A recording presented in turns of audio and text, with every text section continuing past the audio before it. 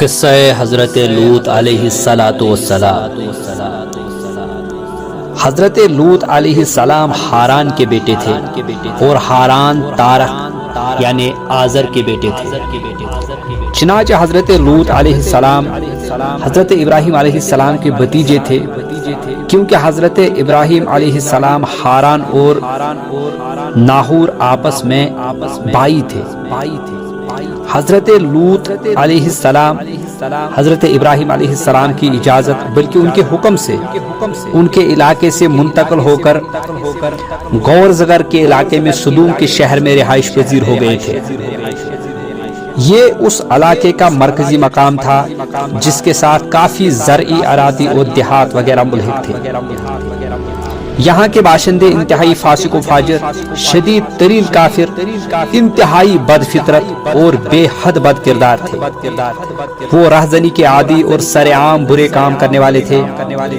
وہ ایک دوسرے کو ان گناہوں کے ارتکاب سے منع بھی نہیں کرتے تھے، یعنی ان کے اعمال انتہائی برے تھے۔ انہوں نے بے حیائی کا ایک نیا کام شروع کر رکھا تھا جو ان سے پہلے کسی انسان نے نہیں کیا تھا، یعنی انہوں نے اپنی نفسانی خواہش مردوں سے پوری کرنا شروع کر دی اور اپنی جائز خواہش عورتوں کے ذریعے سے پوری کرنے سے اجتناب کرنے لگے۔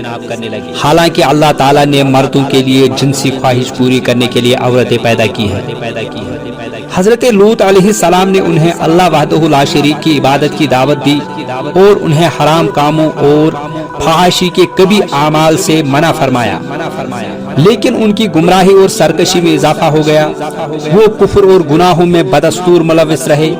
تب اللہ تعالیٰ نے ان پر وہ عذاب نازل فرمایا جو ان کے وہم و گمان میں بھی نہیں آ سکتا تھا۔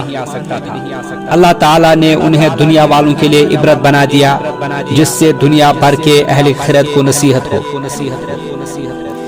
جب حضرت لوط علیہ السلام نے قوم کو یہ دعوت دی کہ وہ صرف اللہ کی عبادت کریں، اس کے ساتھ کسی کو شریک نہ کریں اور انہیں بے حیائی کے کاموں سے منع فرمایا، تو ایک آدمی نے بھی ان کی بات نہ مانی اور ایمان قبول نہ کیا، نہ ممنوع کام ترک کیا۔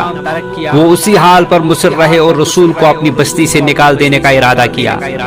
وہ اتنے بے عقل تھے کہ انہوں نے پیغمبر کی باتوں کا صرف یہی جواب دیا کہ لوط کے گھر والوں کو اپنے شہر سے نکال دو، یہ لوگ پاک رہنا چاہتے ہیں۔ جو خوبی حقیقت میں قابل تعریف تھی، ان لوگوں نے اسی کو ایسے عیب کے طور پر ذکر کیا جس کی وجہ سے انہیں بستی سے نکال دینا ضروری سمجھا۔ اس سے ان کے پرلے درجے کی ہر درمی کا اندازہ لگایا جا سکتا ہے۔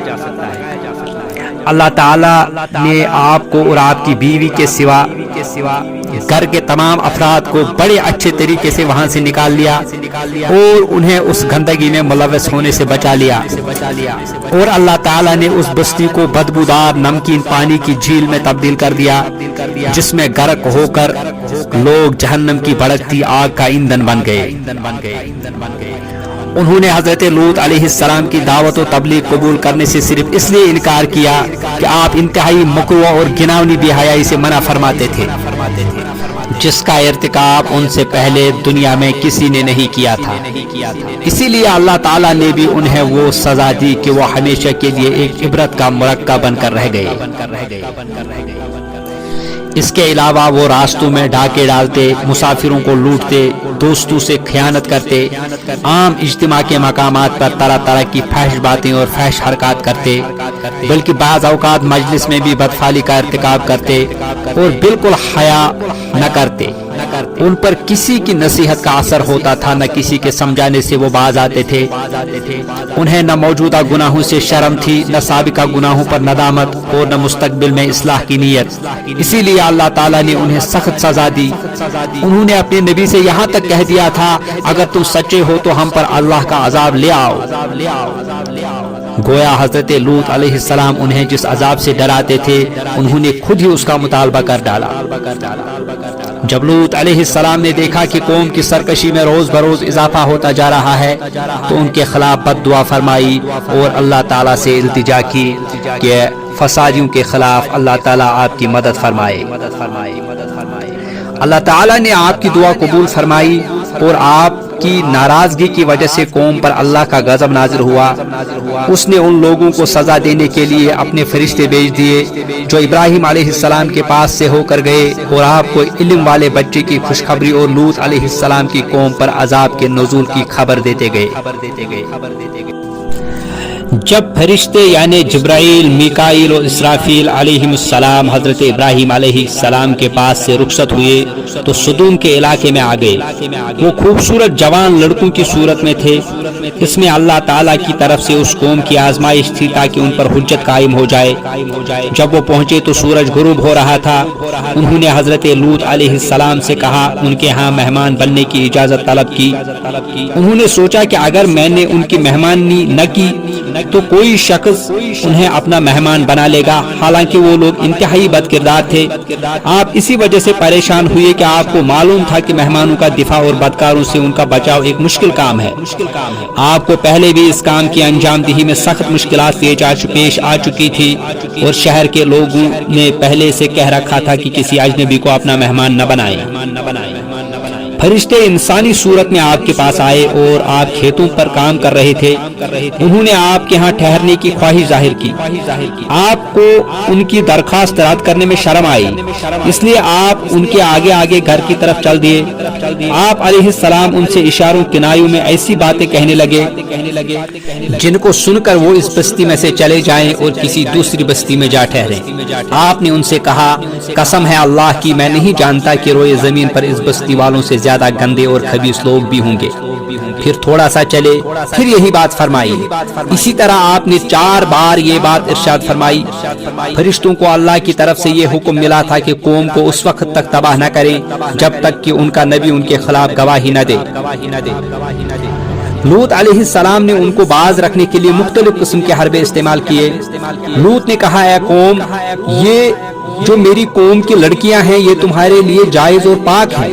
مطلب یہ تھا کہ اپنی بیویوں سے خواہش پوری کرو جو شرعی طور پر آپ کی بیٹیاں تھیں، کیونکہ امت میں نبی کا مقام والد کا سا ہوتا ہے۔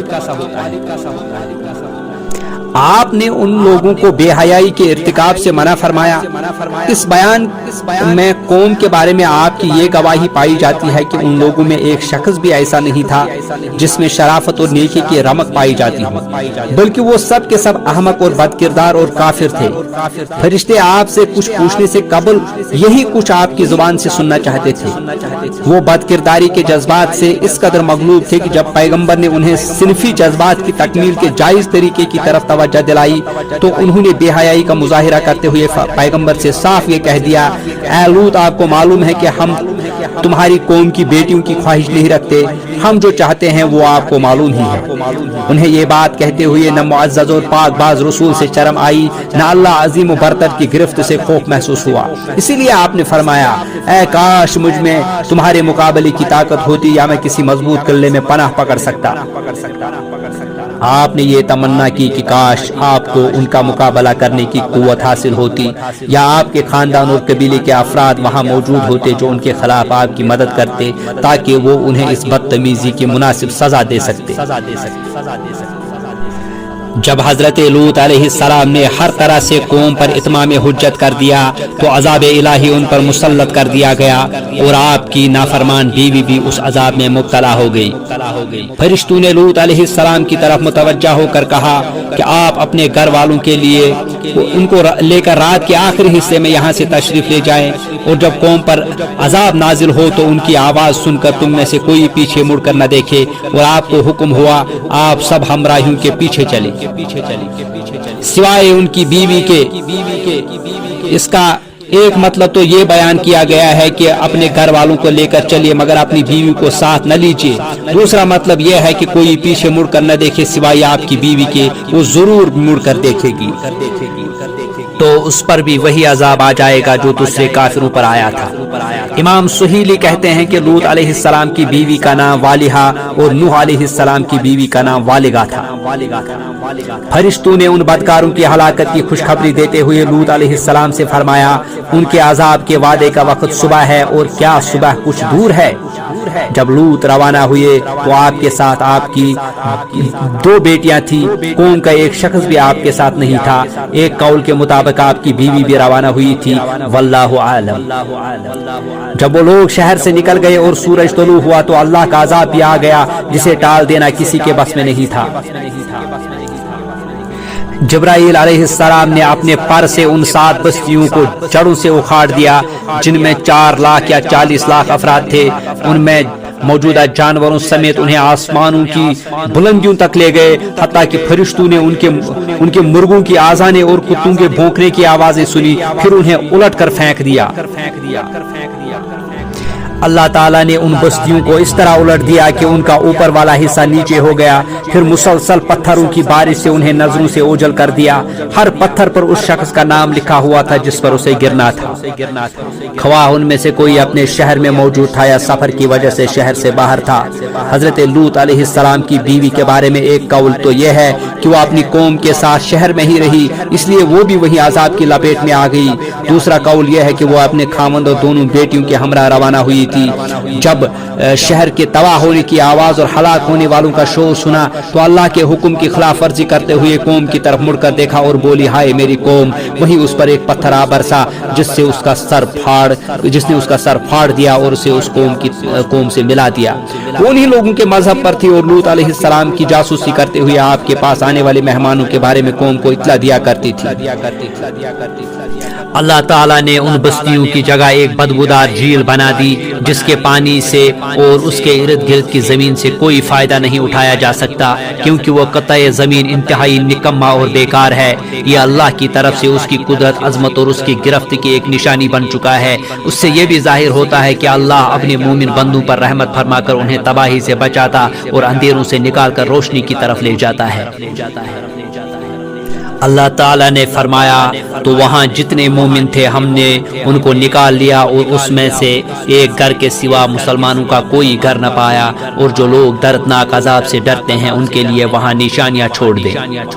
یعنی ہم نے انہیں اس شخص کے لیے باعث عبرت و نصیحت بنا دیا جو آخرت کے عذاب سے خوف زدہ ہے، رب کے سامنے پیشی سے ڈرتا ہے، اپنے آپ کو خواہشات نفس سے بچاتا ہے، اللہ کے حرام کردہ کاموں سے پرہیز کرتا ہے اور گناہوں سے دور رہتا ہے۔ وہ ڈرتا ہے کہ اس کی مشابہت حضرت لوط علیہ السلام کی بدکردار قوم سے نہ ہو جائے، کیونکہ جو شخص کسی قوم کی مشابہت اختیار کرے وہ انہی میں سے شمار ہوگا، اگرچہ کلی طور پر وہ ان سے مشابہت نہ کرتا ہو، جزوی طور پر ہی کر رہا ہو۔